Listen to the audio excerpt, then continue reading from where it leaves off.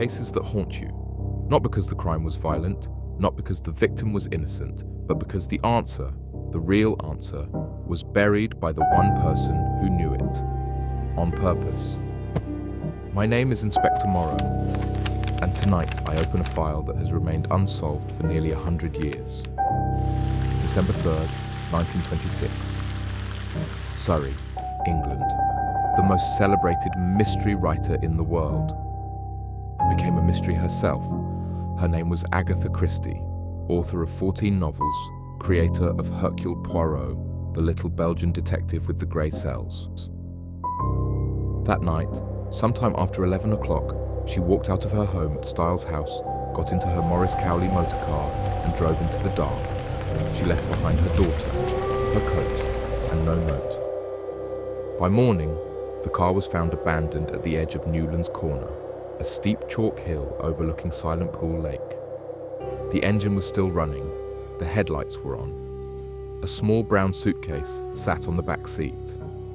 Inside, clothes, her driver's license, and an expired checkbook. Agatha Christie was nowhere.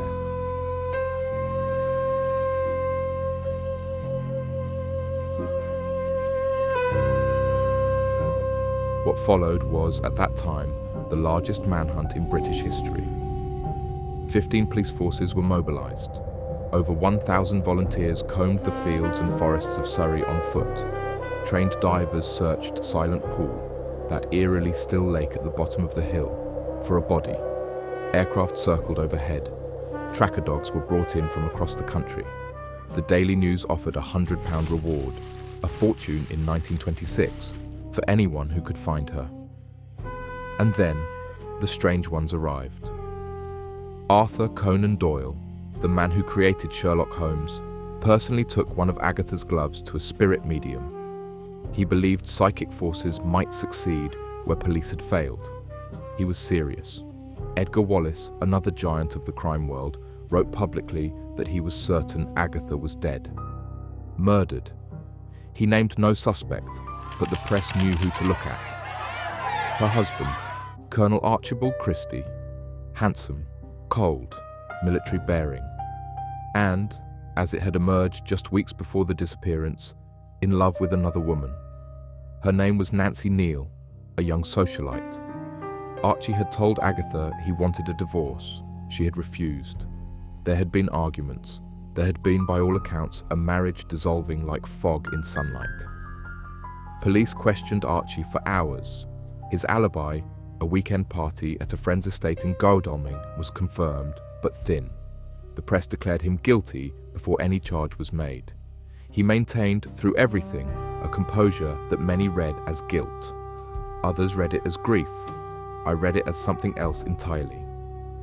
Archie Christie was not a killer. He was simply a man who had already left, before his wife disappeared.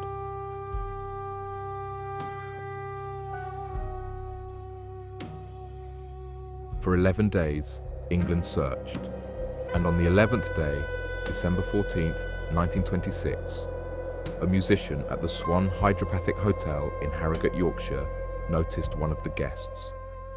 She had been there since the 4th of December, the day after the disappearance.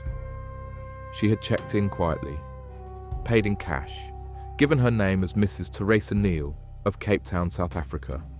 Teresa Neal, the same surname as Nancy Neal, the woman for whom Archie Christie had asked for a divorce. This guest danced at the evening socials. She took meals in the dining room. She read the newspapers, the same newspapers that carried headlines about her own disappearance, her own photograph, speculation about her own death. She said nothing. She signed her name in the hotel register every morning.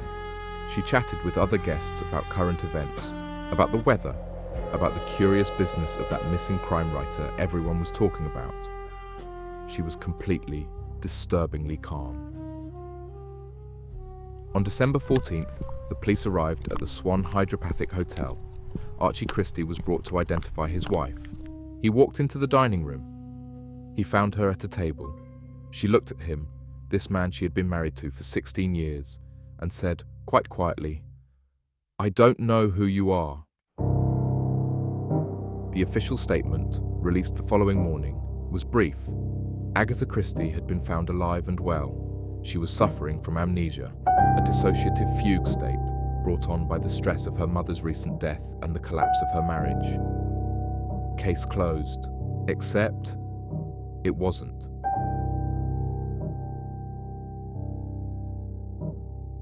I have studied this file for a long time, and I keep returning to the same 4 facts that don't fit the diagnosis. 1. She booked the hotel herself. A woman in a true fugue state, a genuine psychological break with memory and identity, does not typically make reservations, pay deposits, and travel 400 kilometers to a specific destination. She wanders. She is found confused in doorways and train stations. 2. She chose the name Neil. Of all the names available to her, any name in England, she used the surname of her husband's lover. That is not the act of a woman who has forgotten who she is. That is the act of a woman in tremendous, specific pain. 3. She read about herself and said nothing. For 11 days, she sat in a hotel dining room, reading headlines about her own disappearance, the nationwide search, the suspicion falling on her husband, and she ordered breakfast, and she danced, and she said nothing. 4. She never explained it. Agatha Christie lived for another 52 years. She wrote 66 more novels. She gave interviews.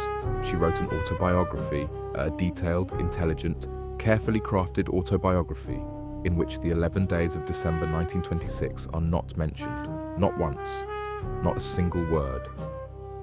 There are 3 theories that serious investigators still argue over today. The first, a genuine psychological collapse.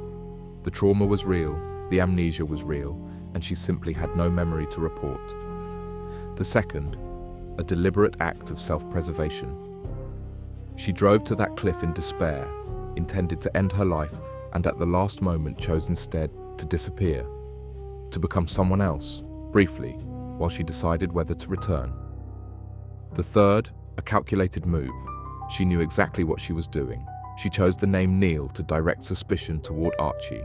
She staged a crisis that would publicly humiliate the man who had humiliated her. She was, after all, the finest architect of mystery in the English language. She knew how to construct a plot. I cannot tell you which is true. No one can. That is the nature of this case. What I can tell you is this. In 1928, Agatha Christie divorced Archibald Christie. She remarried, happily, by all accounts, an archaeologist named Max Mallowan. She traveled. She wrote. She became the best-selling fiction writer in history, outsold only by Shakespeare and the Bible.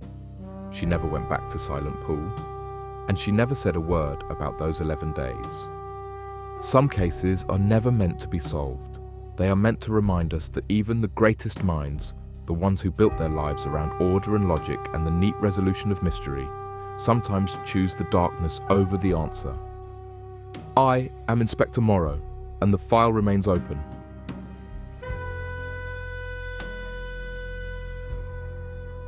If the darkness suits you, stay.